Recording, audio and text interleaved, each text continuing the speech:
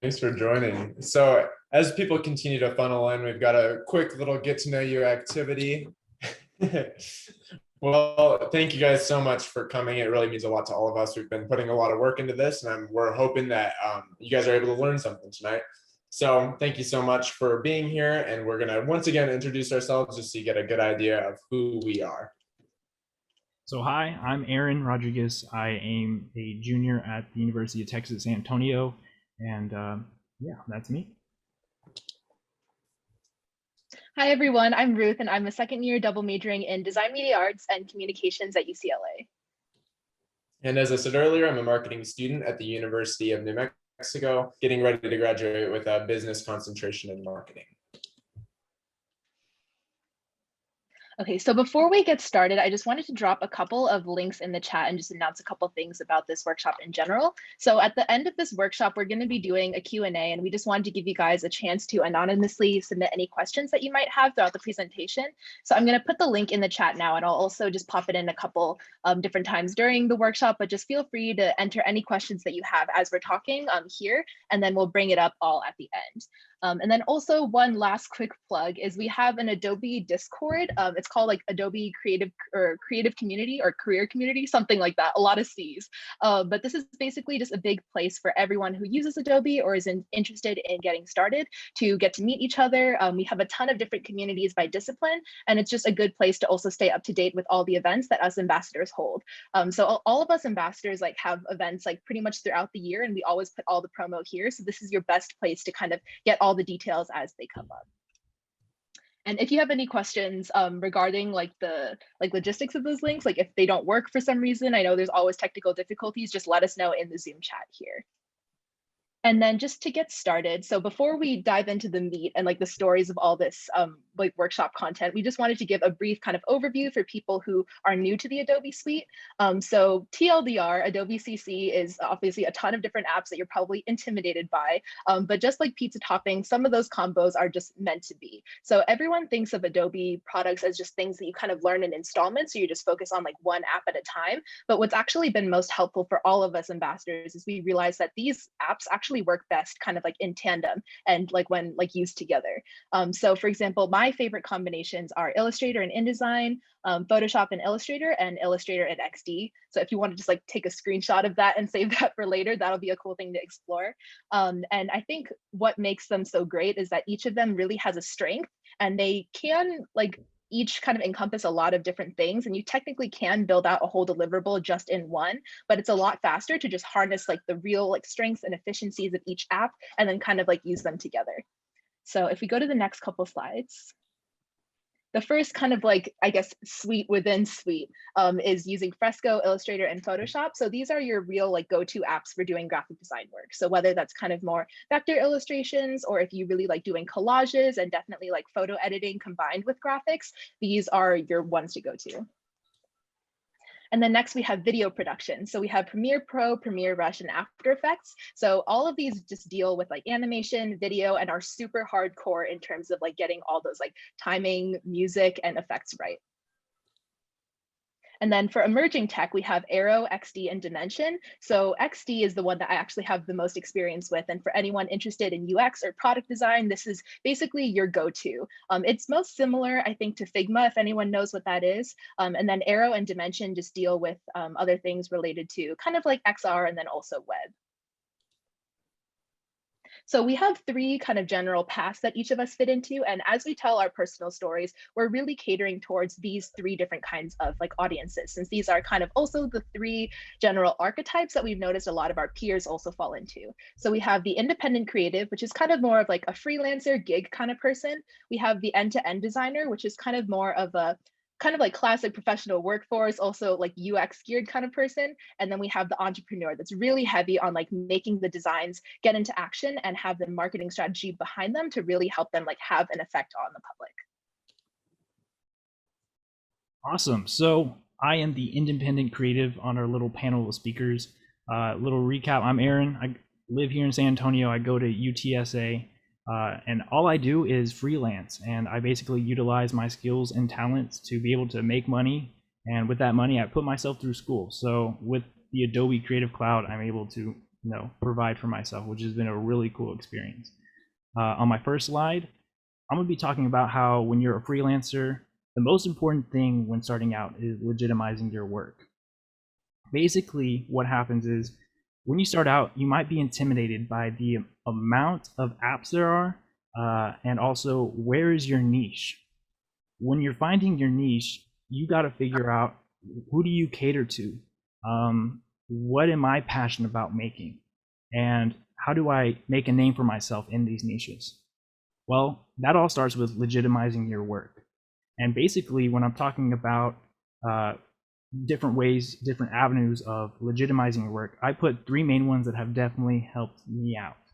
Basically, the first one that you can see for free is competitions. One of the main ones that Adobe helps put on are creative jams.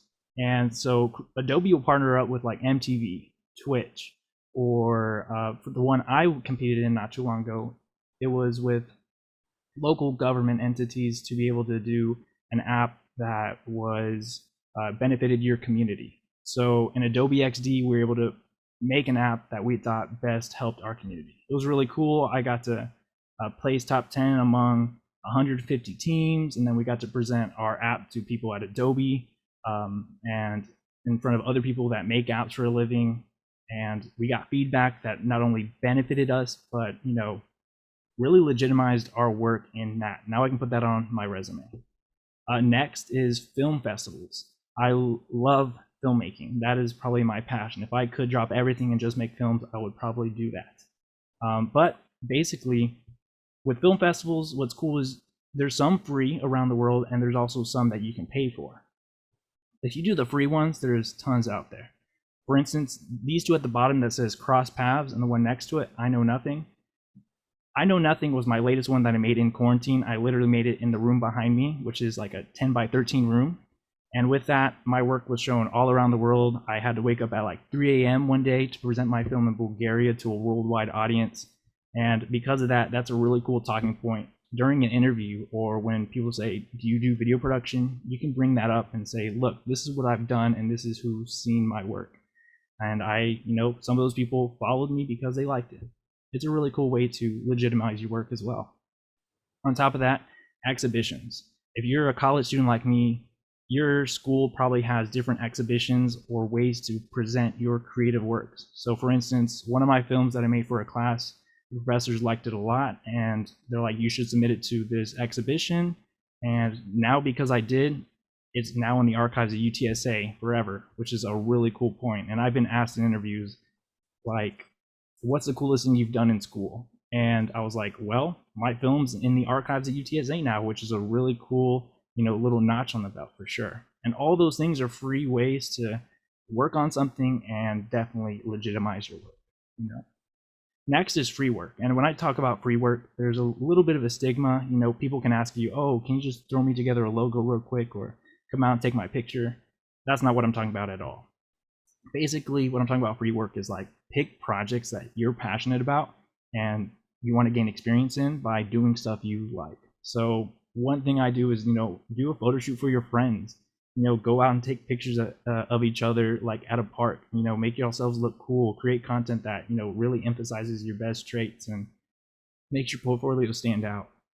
That's an awesome way to do it without feeling like you're getting taken advantage of. The next one has done wonders for me, which is hype videos, or a local team, or or your school team. Make a hype video for it if you're into video production for like Premiere Pro.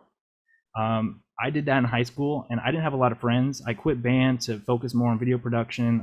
I joined journalism, and because of that, I got field access, and I was able to record my local football team. I made a hype video every week, and eventually I found myself with an opportunity to become the Fox Sports Southwest student correspondent for my local teams at my high school, which is really cool because my work was now shown on the news every week, covering what's going on and how the team's doing. So now that's another little cool thing you can put on your resume. Just do stuff for fun, and eventually people will say, can you do that for me? That's how I get a lot of my work. So all these things are portfolio pieces right here on the right side. On the left-hand side, the 3 big squares, basically there's Bisbee Social, which is like a little company I made. You can check it out, bisbeesocial.com. I made that on Dreamweaver as well. And I create content for businesses. I help manage social media. Those three on the left are just logos I've made in Adobe Illustrator. So the middle one is like a sports blog. The bottom one is like my YouTube channel logo. All my handles are AA for days, so I turned that into a cool little face logo at the bottom, if you can see it. The one at the very top on the right is a self-portrait shoot. I was like, I want to get more into portrait photography, so I'm gonna do it myself because why not? I need more cool pictures for my Instagram, so let's do it. I set it up in this room behind me, and I was like, let's do this in Photoshop. Let's make myself look cool and put it out there. And yeah, sure enough, people were like, hey, can you do that for me too? The middle one is done in Dimension. I made this logo for my friend who's a private bartender. And he's like, hey, can you put together a really dynamic shot of like beer coming out of a beer can? I was like, yeah, Dimension just came out. Let me figure out a way to learn this and create something for you. The one that says Open Frontier, this blue cap, I've gotten into product photography. I utilize, Lightroom Classic or Lightroom to be able to make a client's product stand out really well and try to make it look as commercial as possible. The one next to that basically is I did some video for some local athletes and also for some like UFC fighters, Bellator fighters.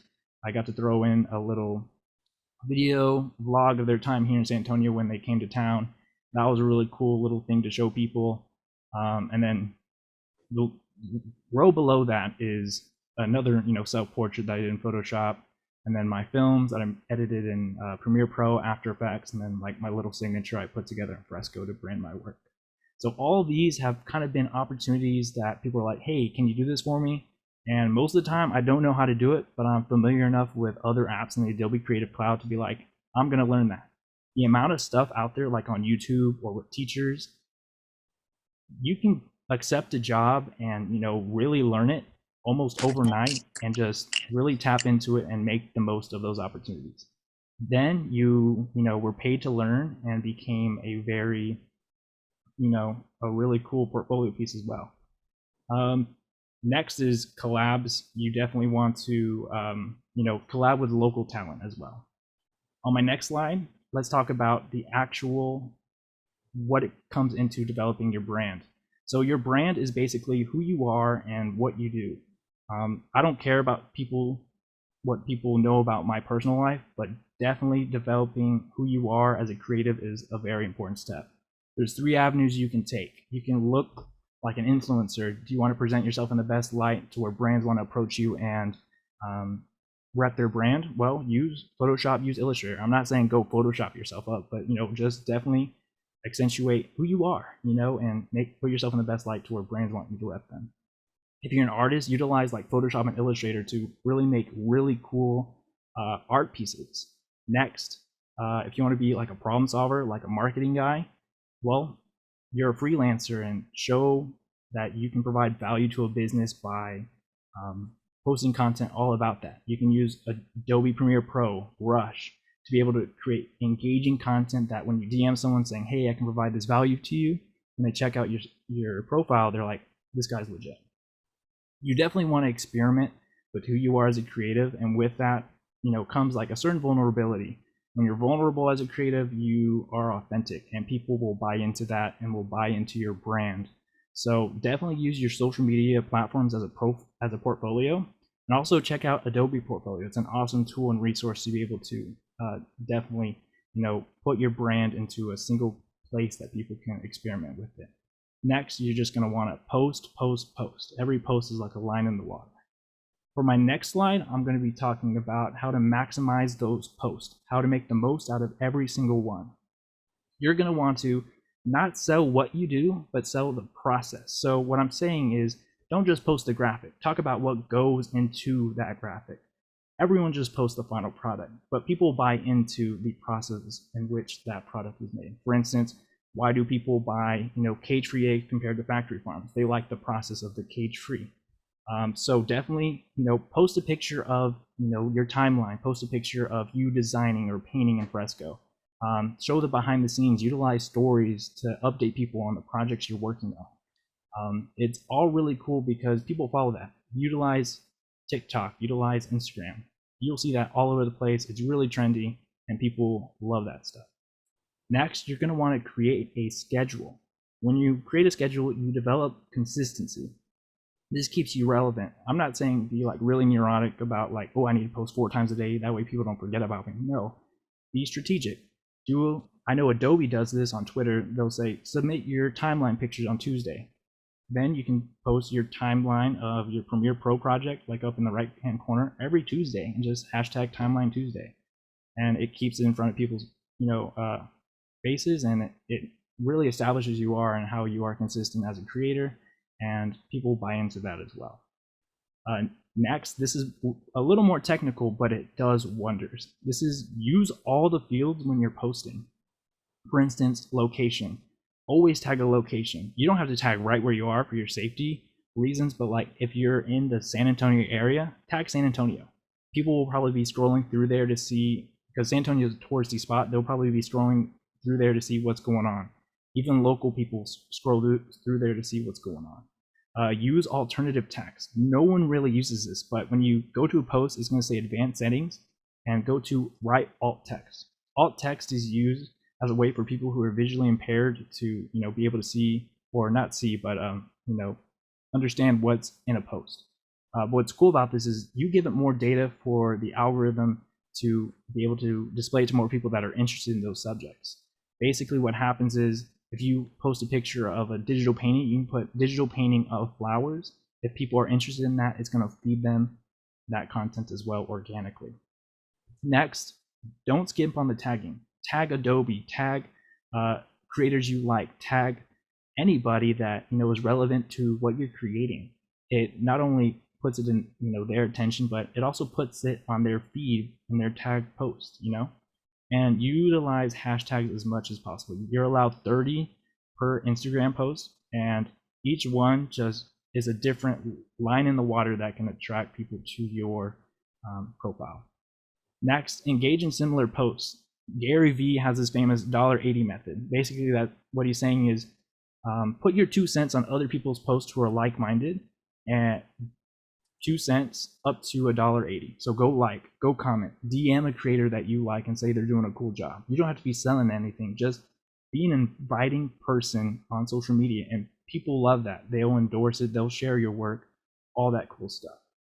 And if a post doesn't pop off, don't worry about it. I've had people that have looked at my profile and they've been scrolling through, kind of stalking me, and then they'll send me a post I posted like 2 years ago, and they're like, hey, can you do this for me? I really like this. It's your portfolio. People will find what they want from you, and they will definitely let you know of how you can help them and provide value. Up next, I'm going to hand it off to Ruth, who is our awesome designer. Sorry, it took me a second to unmute there, but hi everyone. Just as a refresher, I'm Ruth, second year of UCLA. And so for my section of the workshop, I really wanted to dig into more of just like the general mindset and kind of like growth, I guess like mental area that I wish like I had more wisdom from when I was first starting out as a creative. So I'll be using the best example I know, which is myself and my own experience. So I am from Cupertino, California, which is like the hometown of Apple, the center of Silicon Valley and everything. But I did not necessarily like grow up like thinking I was always going to be a designer. Like doing creative work was always something that I had done ever since I was little, but I had always just been conditioned to think that it was never going to be more than just a hobby. And so living in Silicon Valley, especially, like everyone idolizes Apple, right? Like every startup in Silicon Valley wants to be the next Tesla. And what made Apple Apple was the fact that they appreciated and married like form with function and really emphasized like treasuring like design and incorporating design into technology. But ironically, literally everyone who was around me in the public school system followed that same stigma of thinking that design and art was going to be like a career that would make me no money, that was just supposed to be like a side hobby, and it was great if you were good at it, but that shouldn't be like what you aspire to do for like the rest of your life. So I was like, great, awesome. Well, I think I'll try it anyway.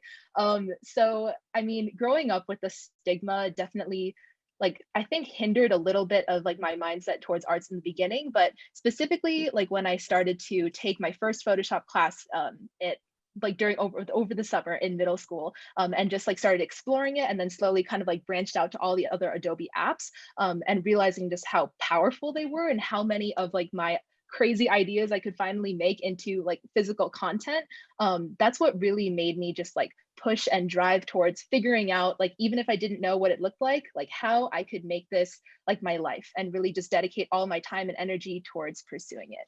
So my biggest takeaway from like my experience in my design career, moving between kind of like illustration and fine arts and then graphic design and now product design, is that design and Adobe skills are honestly the most valuable and important for industries that are not, classified as arts or design. Because even though not everything is design, design is certainly in everything. And like on a deeper level, design is communication, right? And communication is in everything. So having design skills and being able to communicate through design as a language is something that is really universal and shouldn't be just limited to designers like in a specific industry.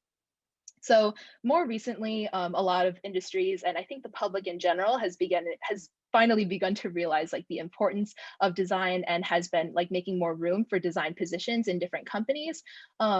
But this means that each of us individual creatives, as we step into the industry, needs to also be our own advocate, because it is still like new, and a lot of places are, again, still kind of like just realizing that design is something they might want to add to their company to be successful. So having a strong sense of your own story and really owning kind of like what got you into design and what like potential you see for yourself in design this is the biggest, I guess, like tip or kind of like advice that I wish someone had told me from the beginning. So Simon will get into this like later in our presentation on like marketing yourself and leveraging soft skills to demonstrate your capabilities. But as you kind of go about making your own stuff in Adobe and kind of like really honing in on what your own personal voice is. One disclaimer I did want to give is that you can't just expect to like walk in, redesign an entire company and like shove it at them and have them just like applaud for you. Like design is for people and for systems. And unless you're really understanding the people that you're designing for and really working with them as you're designing, you're not going to get very far. So prioritizing, like understanding what space you're designing for and who you're designing for is crucial, as I mentioned, because designs don't just exist in a vacuum, right? Like many times you'll be in a position where, like I said, you'll have to be your own advocate and really just demonstrate why like you made certain choices or why certain choices are important. So that's just another thing that I wish, again, someone had told me before, would have saved me like hours of passive aggressive arguments with clients and like with some of my advisors. But sometimes you just got to learn things the hard way. So having basic Adobe skills to be able to create like well-designed deliverables of any kind really just makes you more than good at your job, because it makes you not just sufficient, but efficient. It gives you the power to really shape the vision and identity of whatever you're working on or working for.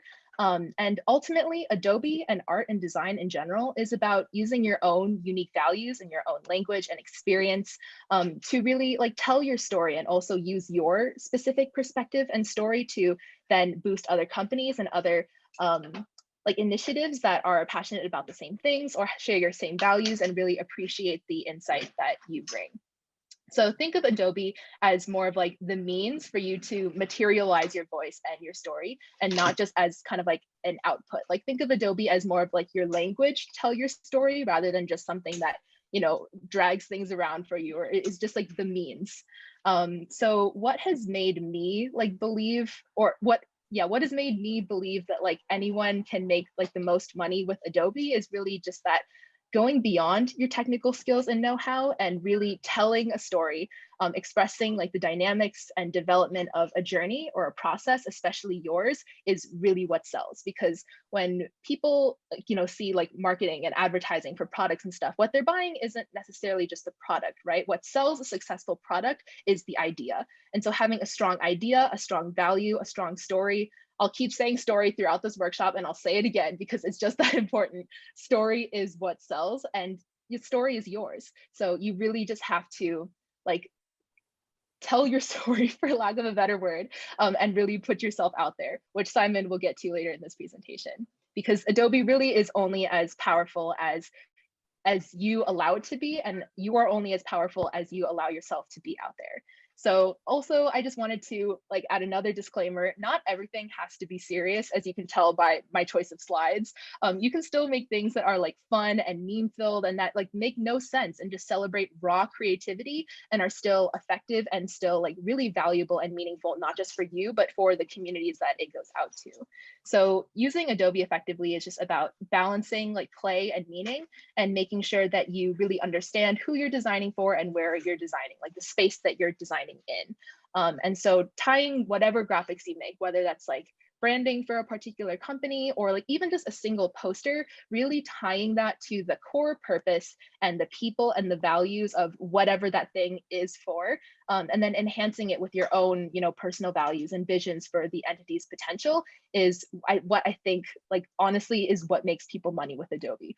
Because I think a lot of us in college, we're exploring Adobe tools, and I know so many people in quarantine have taken this opportunity to like finally dig into opening these daunting apps that they've always been scared of. But then after you gain all these technical skills and you like make some pretty stuff, then you're thinking, okay, now what? Like, who's going to care about this? Where do I bring this out? So once again, stay tuned for Simon's part. He will go more in depth in that. But what I really think like gets people to see like any artwork that you put out, or any artwork, I guess, like anywhere, is just being able to connect with it, right? And that just goes back to story.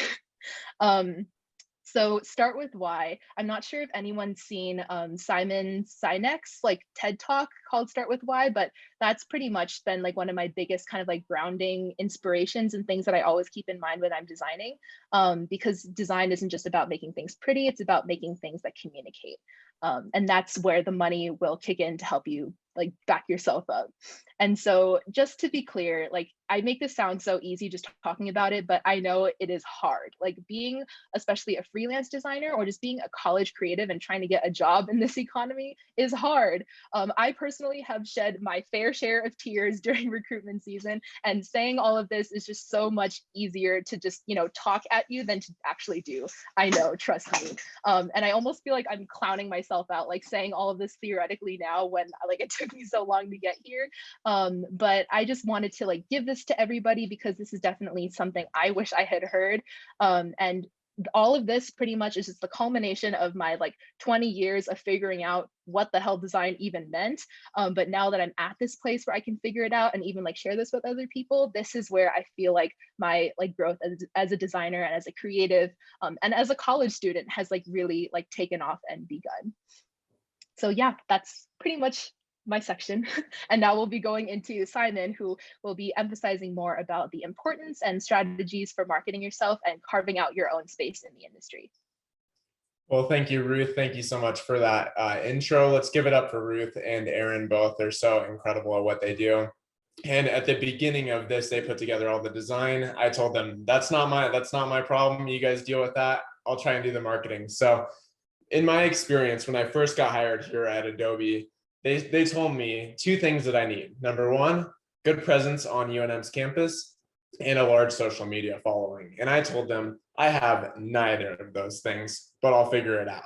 And so that's kind of my mindset in life. I'll apply for anything and I'll figure it out. And I think I do a pretty good job at being able to just maneuver and figure it out and keep trying until I figure whatever is going to work, I'm going to make it happen. So something that I've done a lot at the beginning, what made me start doing this was I interviewed for a company, a marketing company. They said they were going to hire me. Didn't happen, and it just made me really pissed, honestly. So what I decided to do was I'm going to go get every client in Albuquerque. So I started DMing all these random businesses saying, listen, I'm a local UNM student. I'm an Adobe ambassador. I don't know how I got this position, but I got it. So I would love to be able to help you guys with your social media and gain some experience on my end. So I just wanted to include this. I think a lot of people get a little confused on where to get started, really, in the first place. So I just DM people, and I'm very careful with my wording when I do it, because whoever's receiving that DM is probably running the social media. So if you say, listen, your content sucks,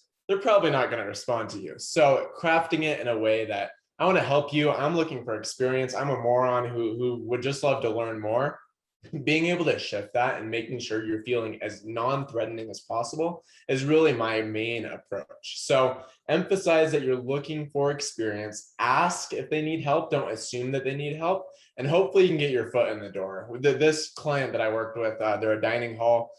the guy, I walk in to talk to this guy, and oh man, he scared the heck out of me. He said, walk with me. So I'm walking and he's interviewing me, but just make sure, emphasize the experience that you're looking to gain. Make sure that you use your local college to be able to say, listen, I'm just looking for help. I'm affordable. I'm just looking for experience. And that's what's worked in my experience. So one thing that I do want to emphasize though is everyone studies marketing. Everyone wants to be the next Nike product manager, but there's only so many of those jobs out there. So looking specifically at our 3 schools, at the University of New Mexico, about 1,700 people study marketing. But if you look on the left, of those people who study marketing as a concentration, only about 248 of those actually go into marketing. Most of those jobs go to sales and business development among marketing majors. Same thing at UCLA and UTSA. Most people are actually going into business development and sales rather than marketing. What that means is those are the jobs that are out there, and there's not necessarily all those marketing jobs for all those marketing majors. So what do we do in this scenario? For me, my plan has become, well, I'm going to get into sales, I'm going to get into business development, and then reorient my way as I approach, or as I get into that system. So if I can get a job as a salesperson at Nike, the one who's bringing in the revenue, the one who's not going to get laid off because they got to make money somehow, marketing is the first job to go.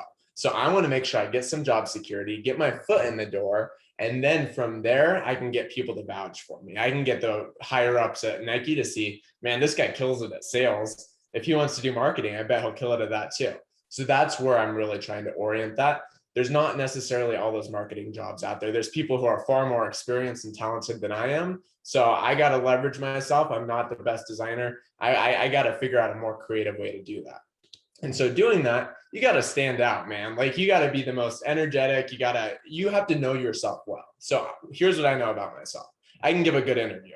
I can't make anything cool like Ruth and Aaron can in Adobe, but I can really kill it at an interview. So if I can just get my foot in the door and just have the chance to sell myself, I believe that I can do that well. And so one of the best ways to do that is having a nice looking resume.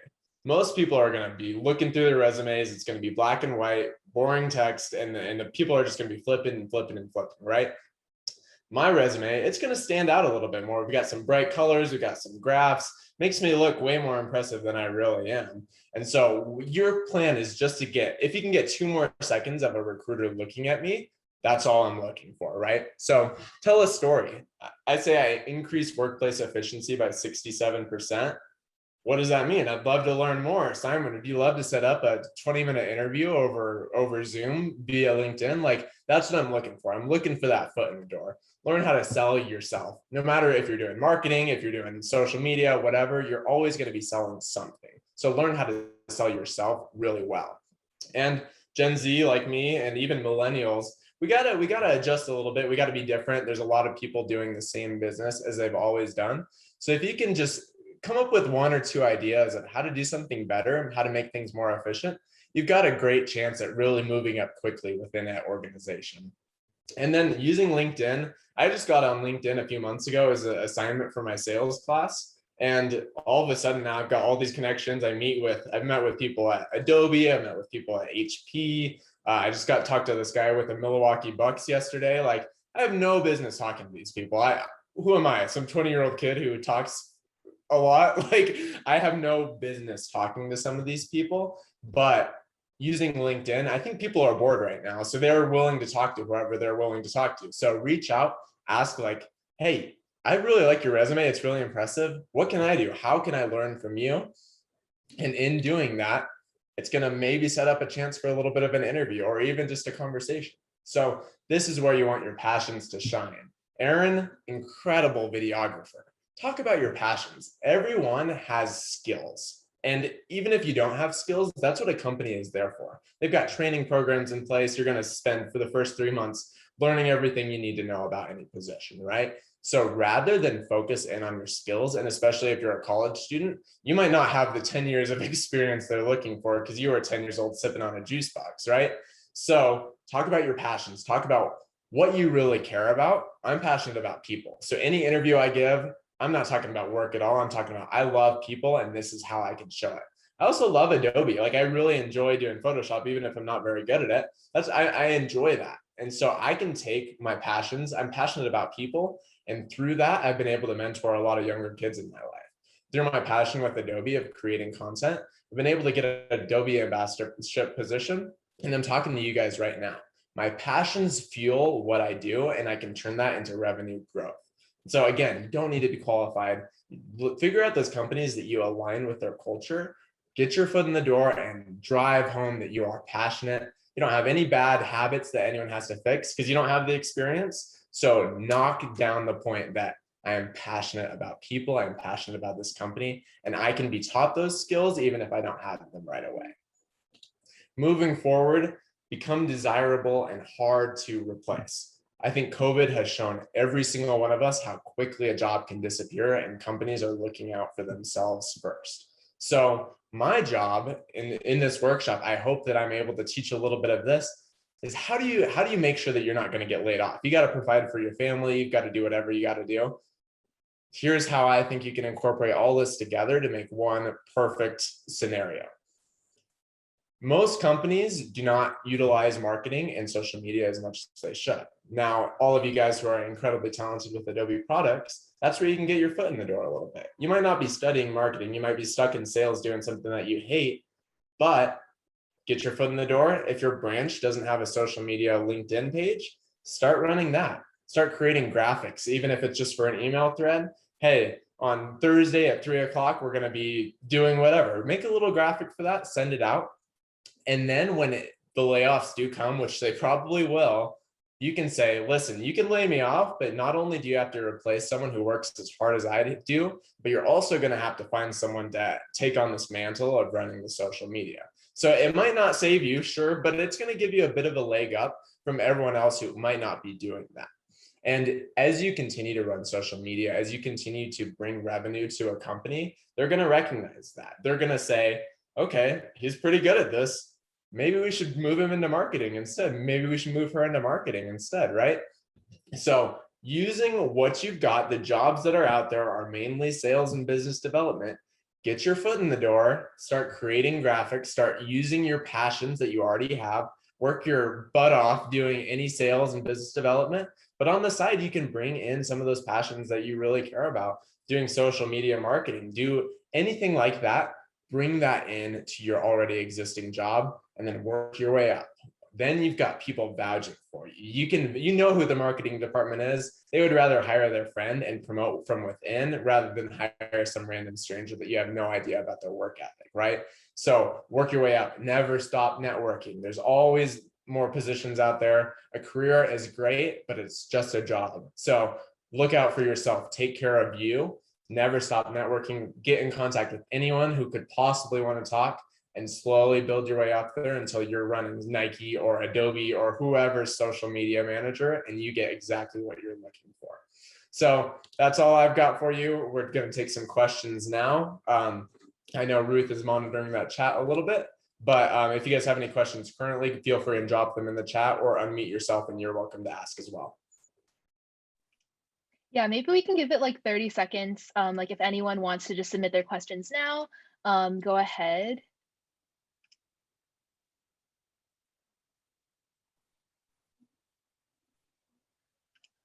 This is my favorite part of every Zoom call is when you wait for the questions and then it's this awkward few seconds. So if you guys hate awkwardness, feel free and drop a chat. Okay, while we wait for people to submit stuff in the forum, we have a question from Rihanna. How do you find the motivation to keep going? Creative blocks and rejections can be hard to overcome. Go ahead, Ruth. So for me personally, my motivation just comes from just going back to that whole thing about like story and values. Like I just have to remind myself, I usually just do this in the form of a journal, like just like writing down like whatever like first comes to mind, but just like not just how I got into a design, but just what moments make me feel the most fulfilled as a designer. Like when do I feel like I'm really like in my deep state of like workflow, or like what makes me feel the most fulfilled. And usually if I just like think about that more and keep asking myself like a series of whys just to get to the core of what that is, that's what brings me back to like the values and just like really why I design, why I love design. and why I honestly want to keep doing it no matter how many times I burn out. So I think just remembering and staying true to that core of like what got you here in the first place, and just what really makes you feel like you can actually, do things, like you're capable, like you're being heard.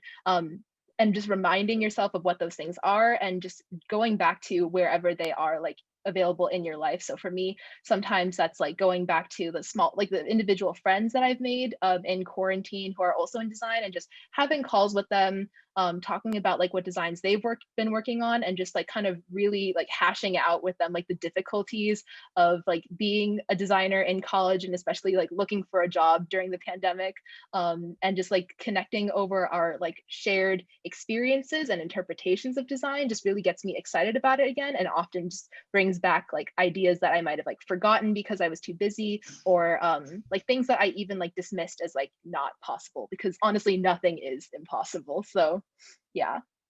Did Aaron or Simon like have any like input for this? Yeah, for the creative blocks, correct. So basically what I do, like I get so frustrated sometimes with like I'm the worst at like Photoshop, and I can rack my brain on it, and sometimes I don't know what to do. And so I'll direct that creative energy towards another app or another creative outlet, like painting, drawing, coloring, something that gets my mind off of it, and eventually, I have a little aha moment. That's how I got to do it. And then I'll, log back in, and there you go. I got something else to work on. And that's how I deal with my creative blocks. Yeah, for me too. I think a lot of it is how bad do you want it? Rejection is going to come, creative blocks do come, but it comes back to the source for me. It's not about any job. Money is great, but it comes back to my passion is people. I care about taking care of people, loving people well. I want to be a husband and a father one day. So I want to take care of my family in the future. So making it not about me, I'm not my work. I'm going to fail constantly. That's part of it. Making that part of the game. I love when people doubt me because I'm going to prove them wrong. So part of that, I just put a chip on my shoulder sometimes. I like to be able I love when people say no because I'm ready to prove them wrong. Thanks for asking that question, Rihanna. It looks like Anna asked a question. Where can we get these skills that you talk about with Adobe? I'll let you two handle that one. Ooh, Actually, first, YouTube. Anna, if Oh, you want to unmute and just like clarify a little bit, like what skills particularly are you talking about? Or like what skills are you interested in? Or you can also type it in the chat if you can't unmute. for me personally, like ever since I was like middle school, high school, YouTube, the plethora of information on there. Like if someone's asked me, hey, can you do this? I'll go figure out a tutorial I need to watch. And basically when you watch enough tutorials, you'll be able to pick a piece from here, pick a piece from there, and create something you want to create. On top of that, taking classes at your local schools, or signing up for a course, or even Behance to get in like creative inspiration. They'll walk you through on Behance. If you've never been on it, it's basically like a really cool thing Adobe's put together for creators to share their works. Yeah, for me also, like all of the skills that I've learned have pretty much just been like project based. So even though you technically could go in and just like learn each skill on their own, I've actually found that the fastest way to learn any of the products is really to just first come up with a specific deliverable that you want to create, and then learning everything that goes into that, because then naturally you'll learn all the different steps that are involved and all the different tools that you're going to need. And I think applying it actively is definitely the much like faster and more efficient way to like cement it into your brain. It's also sometimes a little bit painful because sometimes you'll be at a point where like you have 90% of it figured out, but then like to export it or to do something else, like it's just you have to find that one tiny button that of course is hidden in like 4 different menus, and you have to go through like 14 different YouTube videos to figure it out. But then once you overcome that frustration and then you finalize that product, and then especially when you post it on social media and see people saying like, oh my God, like I never knew that you could 3D render, or damn, like this illustration or this animation is super like tight and like on point, like that satisfaction is unlike any other feeling I've ever experienced in my life. So it's kind of like good and bad at the same time. And then I think Anna replied, she said, what I know is limited with Adobe, maybe shop a picture, but I know it does more. Yeah, so like I said, I think your best place to start is just to make a list of like what kind of things like you're most interested in building. And then, I mean, for me, I literally just went straight to YouTube and just hours of YouTube and figuring it out there and just learning each step of the process. Also just Googling like workflows or like finding helpful articles or from like blogs and Behance, like Aaron mentioned, just to figure out all the little parts that you're gonna need to learn and how they come together. Also, another really good thing I think you, as a creative, I think is a really important thing to adopt is when you're learning something new, go into it with no expectations. Like, experiment, figure out what you want to do. And if nothing comes of it that day, okay, you know what? The app's always there. You can open up tomorrow and start again. Don't let it consume you, and just, if you make something that's cool, awesome. You had no expectations and something came out of it. Those are great answers. I think those are really valuable. Delia, I believe is your name, Cruz, asked a great question. How did you guys overcome the fear of posting content? I think that's definitely a really valid question, and one that I'm sure every creative struggles with at some point. Is you put your heart and soul into something, and then what if it goes out there and we get 0 likes or no one cares or anything like that? It's a valid fear, and that's definitely something that I think everyone struggles with. One thing to remember is, at least for me, what kind of keeps me going is, at the end of the day, if it's making me feel joy, if it's making me feel good about myself, then there's no such thing as failure. There's no such thing as being disappointed, and rejection just ultimately does come. People suck sometimes, and that's just part of it.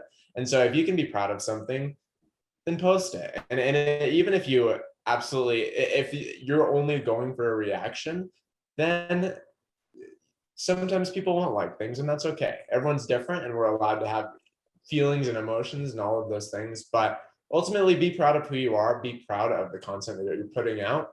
And ultimately, then who cares what anyone else thinks? It's a passion project at the end of the day. So just be strong in who you are, and you're probably criticizing it a million times more than anyone else will.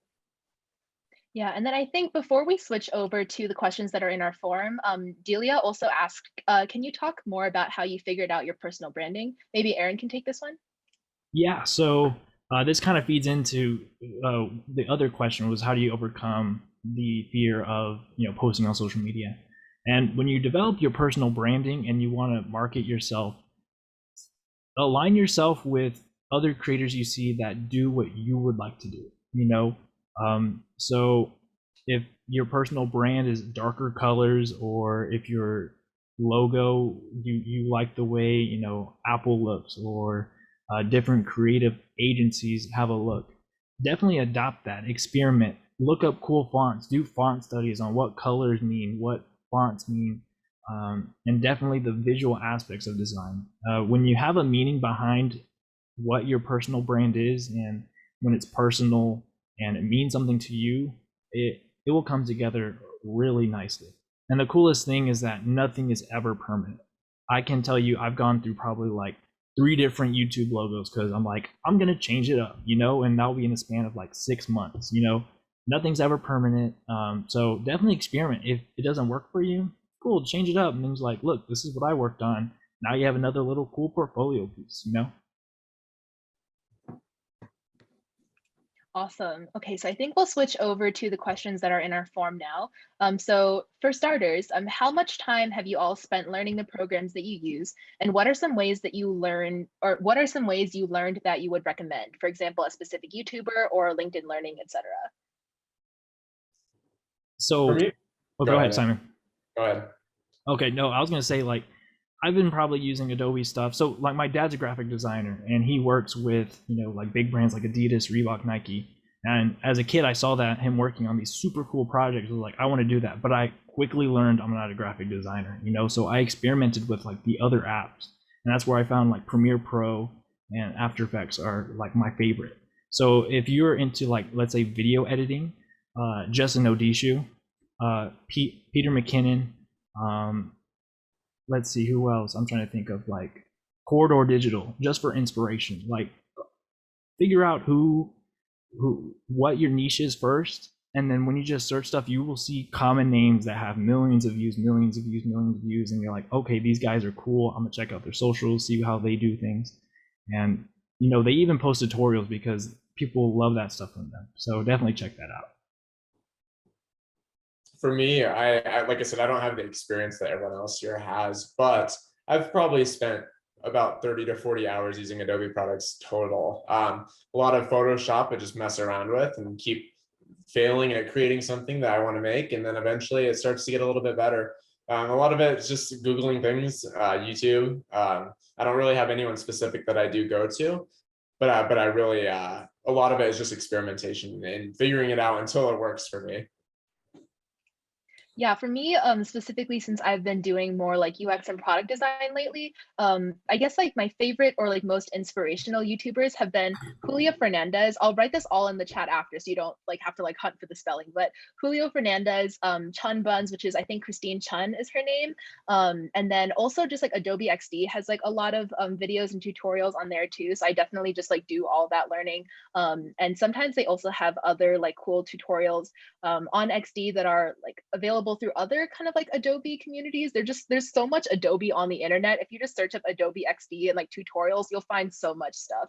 And so I just go through the stuff that's there, and I find that the design tutorials that are available in XD are still applicable to like other like non-Adobe products as well. So it's not even like that you're only learning things like just in Adobe. Like it really helps you like better your understanding of like UX and like product design as a whole.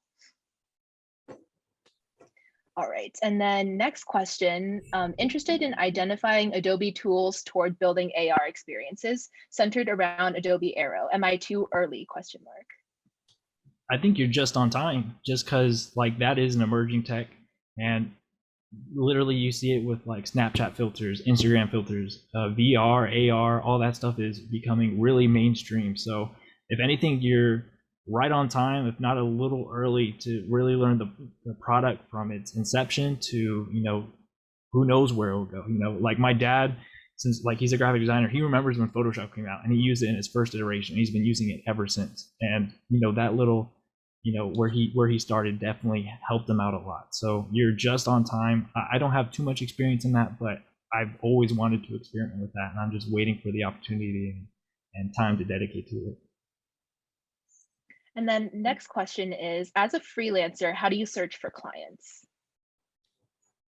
So basically, I've gotten to the point where people will DM me, but when you're starting out, you can, let's say if you're a videographer like me, you can shoot yourself a music video or some videos, and you can find Facebook groups and you post into them, or you can find artists that they're up and coming in your area. Hey, can I shoot your music video?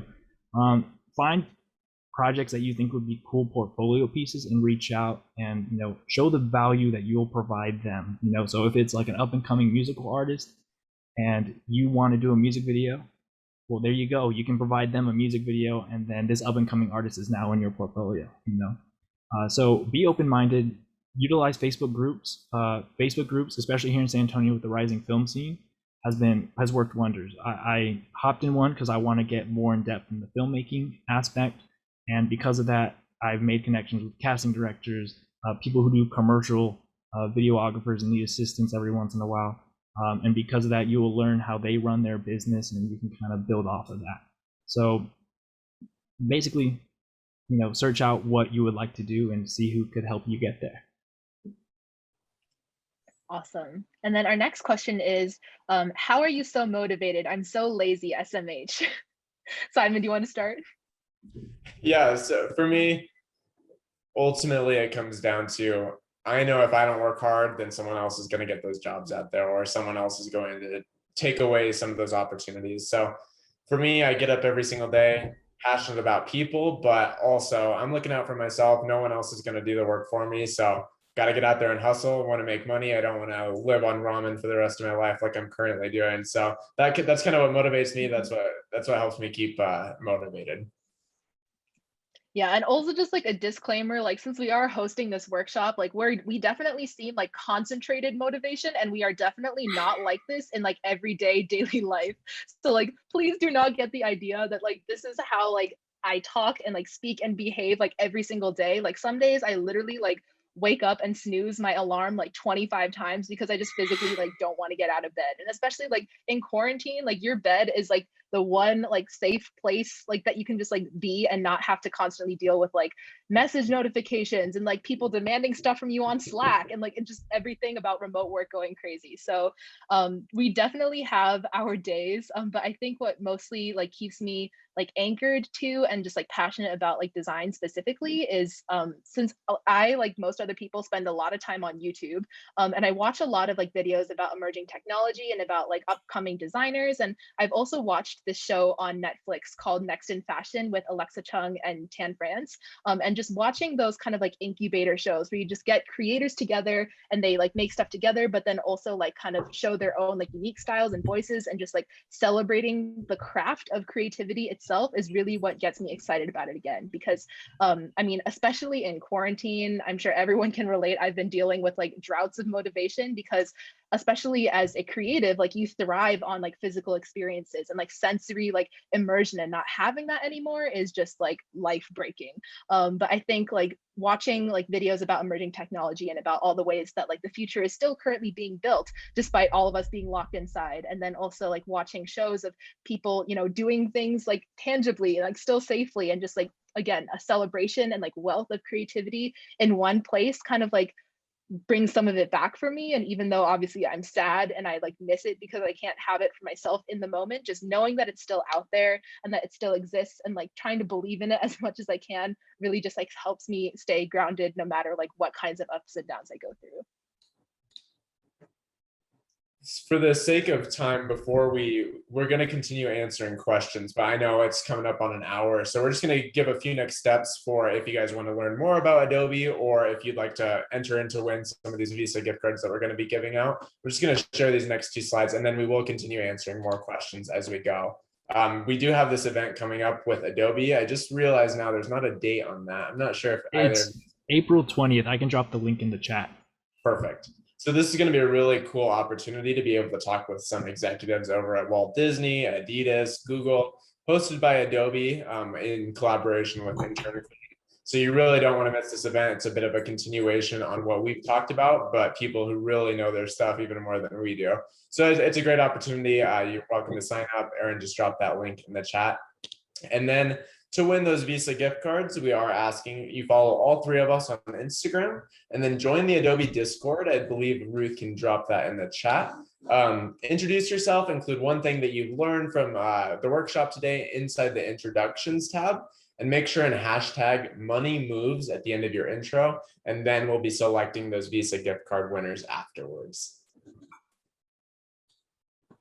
Yep, and just as a couple little more follow-ups, I'm going to be putting all of our LinkedIns in the chat as well. So feel free to connect with us there, ask us any further questions that you have.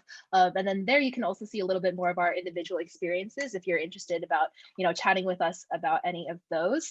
And also we made a spreadsheet for all of you guys to drop your own LinkedIns and to network with each other and just kind of like get to see who is at this event. So I'm going to put the link to that as well.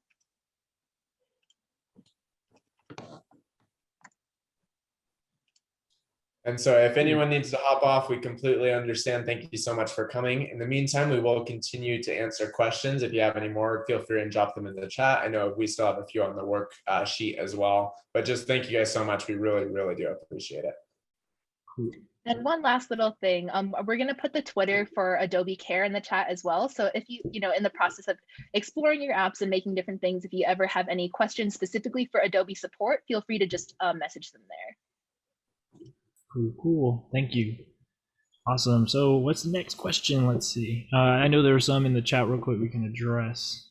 Yeah, I believe Eloy had one there. Yes. Okay. So at what point do you feel you have balance-free work for experience and have turned down work or have turned down work because of value of your time? How do you determine what your time is worth? That's a really interesting question. I think that's a very personal one too. So I watched The Future with Chris Do. I got to sit in with a Zoom call with him through Adobe, which was awesome. And the biggest thing I took away was no is your best friend. You know, you do have to value your time as a creative because that no gives you value. You know, you got to appreciate what's in your resume, what's in your portfolio, and what you want to put your time towards, you know. Yes, you can, you know, get all the jobs you want and really focus on quantity over quality. But I think those quality jobs are what gets you paid, and really gets your work seen, and you get recognized for it. So when you figure out that, that balance between free work or experience, or when you get paid, I think the free work will always be there, depending on which direction you want to move to. But once you're confident and someone approaches you, or you approach someone that you can provide value to, that's when you say, this is my going rate and this is what I can do for you. But yeah, I think the free work's always there, especially since, as a creative, you're probably a really dynamic person, always exploring new ventures. But yeah, hold on to that no, be sparing with that yes, and value your time for sure. And to determine what your time is worth, it really, like, if let's say you're making a logo for a big business, right? Well, you're not going to charge them the same rate as a startup. This logo is going to make a lot of money, so you got to kind of charge accordingly based on the research you do. What goes into it, the mock-ups, all that stuff. So it really depends on how much you're comfortable with and how much value the actual product has after you touch it, after you're done with it.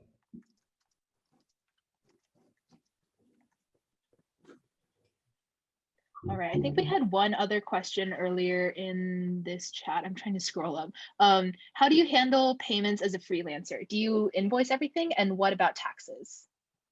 Yeah, so I kind of mentioned earlier, I started like a little business, so my invoices look a little more professional.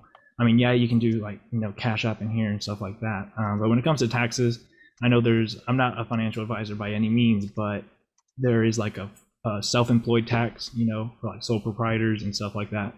But, talk to definitely a tax professional. I think, like, don't quote me or anything, but the self-employment tax is probably like 12 to 15% or something like that. But yeah, definitely look into it, and get your books right, because that's a very important part of the business of being a creative. All right, and then, oh, sorry. You're good. We have a lot of freelance questions. Sorry, Aaron, but we have another question saying, when you started your freelance business, do you have insurance to protect yourself as a designer? No, just because, I mean, yes, you can get it and it's there and it's available. I think if you're doing, like, especially as a video producer or production, insurance is important for, like, let's say if you're getting a set, you need that insurance just in case anything goes wrong. Let's say you're going to be doing a photo shoot on a bridge or something. Yeah, you might want to get some forms that say you're not liable or anything like that. That's important. As a designer, like, let's say like a graphic designer, I don't think you have to worry too much about the insurance, just because what they do with your final product, they sign off on it, they do what they need to do with it, and that's up to their marketing people on how they use their logo. You can only do so much. But I don't think you have to worry about insurance on like the graphic design end. But like if you're going to be on set somewhere, yeah, the insurance is important. Really depending on what you do and how big the shoot is. And then we have one more question. Oh, actually, wait, we already went over that one. Never mind. Okay, last question that we had in the form was, how did you become an Adobe ambassador? Boom, boom, boom. That everyone asks. Y'all can go ahead. Yeah, I can start with my experience. So I definitely did not know like the program existed until like right around like when they were like interviewing people, like apps were due. So I was in a club called Creative Labs at UCLA, which is just kind of like a big kind of like idea like launch space. Like we're kind of part sort of tech club, part sort of design club, and just generally like literally a creative lab. Like we have several projects that we have students take leadership on every quarter, and then we just like recruit people to join it, and our goal is just to make cool creative stuff at the end of every quarter. So it's kind of just like a huge like generator. And so we as a club had been sponsored by Adobe before, because before Adobe did individual ambassadors, they kind of sponsored like whole clubs and like organizations on a specific campus. So Creative Labs was sponsored by Adobe. And then when they made the switch over to the individual ambassadors, one of the like club leaders who had been doing most of the kind of like overseeing and leadership of our like club ambassadorship, like send out in our group chat, like, hey, like they're switching to individuals now, like you guys should apply. So I applied, I interviewed, and then like that was it. So pretty simple, but definitely I have Creative Labs to thank for it. For me, I was taking a social media marketing class. I got really close with one of my professors there. And so he just started sending any job opportunities my way. And he sent me this Adobe ambassador position. And I said, okay, I'll give it a shot. Again, wasn't qualified at all. I think I was one of the few people who applied at UNM, which is why I got it.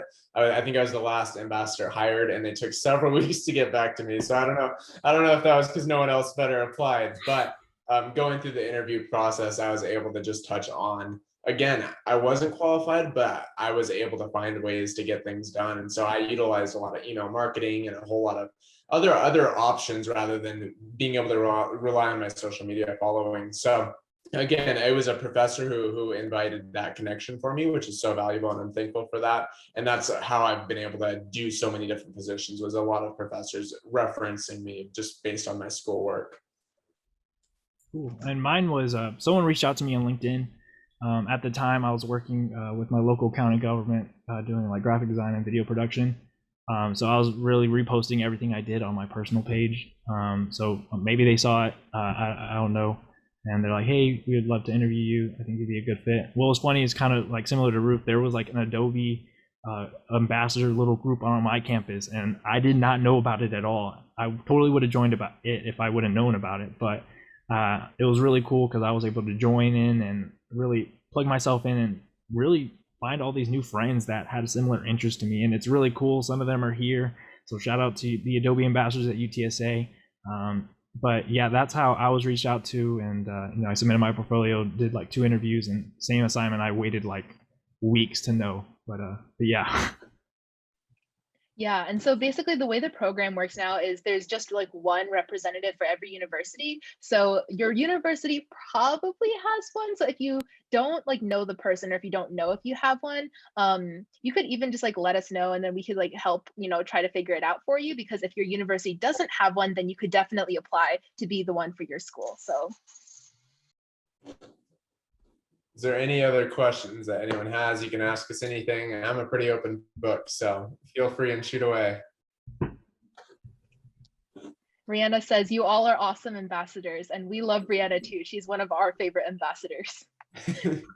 Everyone in this chat. And Michaela and Sophia. Cool. Awesome. Well, if there's no other questions,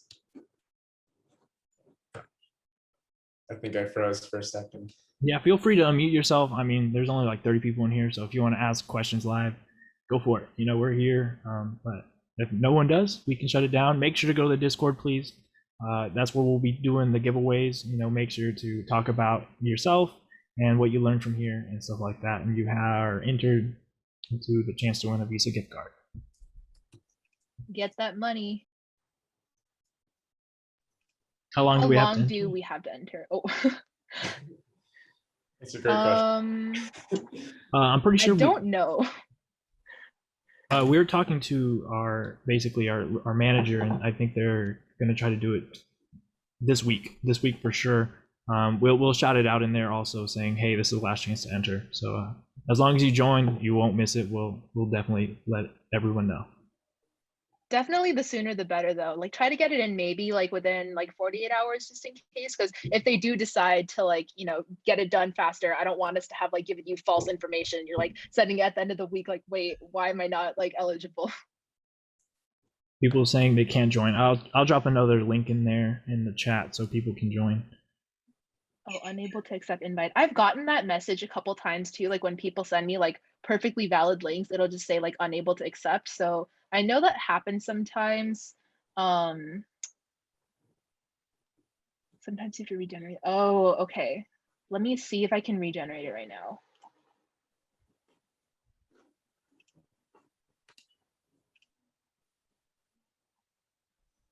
Okay, the original link that we generated said that it shouldn't expire for like 7 days, but let me see if this new one works.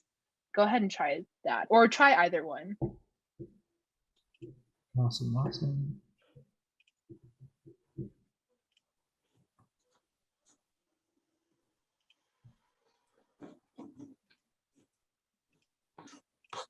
Also, let us know how Annabella, you heard about it. Oh, go for it. Sorry.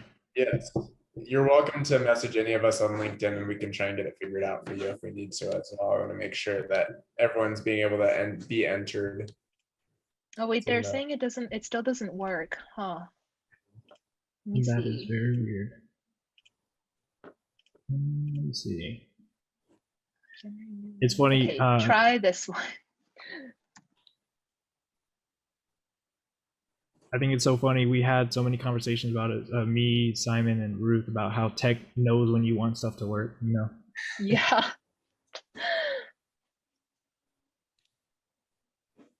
Does that link work? I'm praying. What kind of microphone am I using? So this is like a really off brand. It was only like $60. It's called Sterling Audio.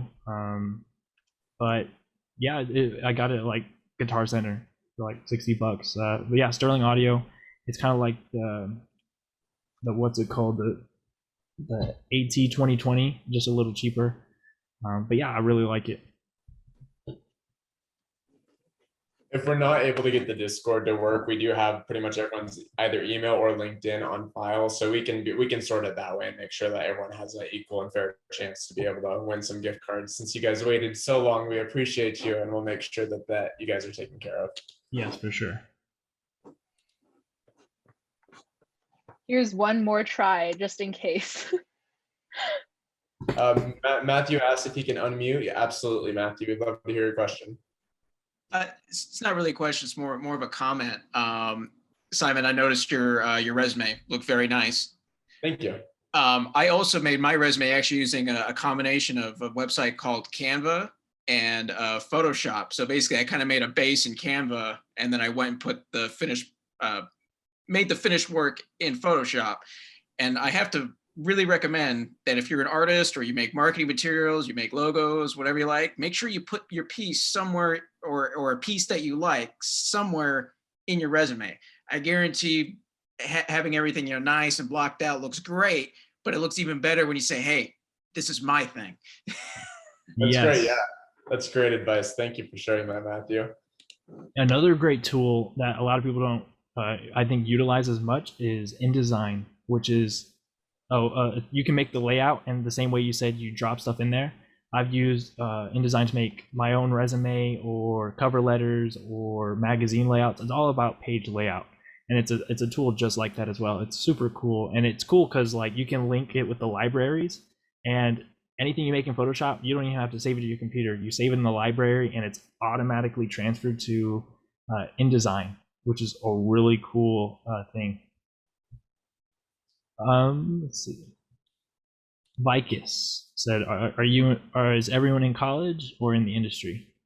I try to be a little bit of both. What about y'all? Yeah, I'm in college, like also kind of like a little bit of both. Like I have like, internships and like gigs and stuff, but I don't know if I consider myself like in the industry. So same for me. Yeah, I do some social media internships as well as the Adobe Ambassadorship program. And then I am in college and trying to get into the sales world as well. So a little bit of everything on my end. Yeah.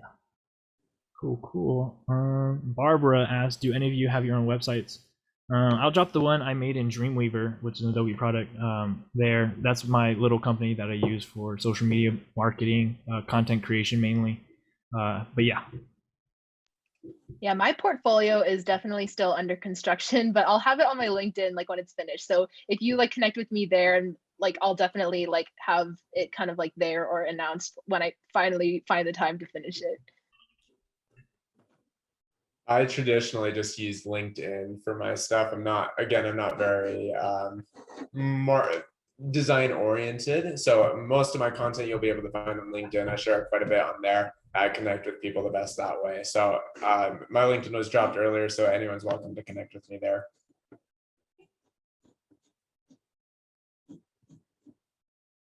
Let's see. I think we have a question, best platform and timing for internships?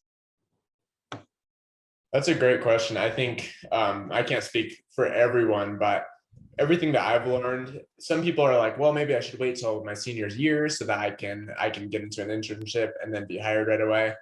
the sooner the better. The more experience that you can get, absolutely the better. Most jobs will wait for you if you're good enough. If you can't go right away, you're in their back pocket, and you're going to be able to gain more and more experiences. And the more connections you make, the better off you're going to be, in my experience.